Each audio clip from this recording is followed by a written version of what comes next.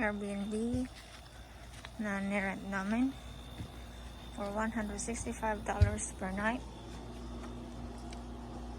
Ang loob ng bahay, yung fridge nila may laman, pwedeng kainin ang laman. Dining area, yung design traditional pero okay naman na. Ito yung kitchen. Uso na yung Airbnb ngayon dito. Rerentahan mo yung buong bahay. Ito yung kanilang restroom. Hey man, where's my black bag? In the bedroom.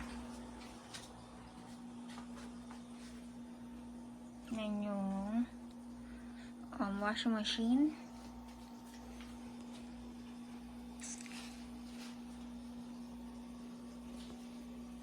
Shower.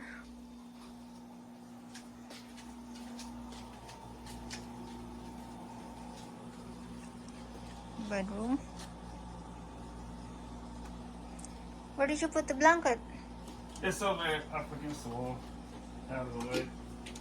I wanted that thing out of the way. What do you watch? Show you watch. What do you watch? Wait. Oh, I'm not waiting. What do you watch?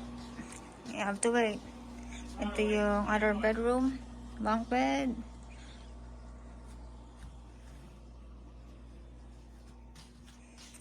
Oh. Na-extra ano pala dito. We need to clean your car.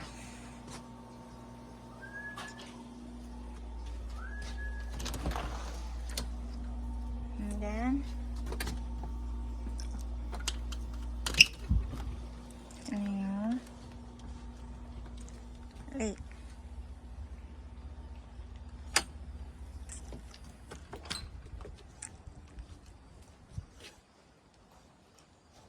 Grabe, kahit ang taas ng sikat ng araw, hindi mo lang masakit sa balat.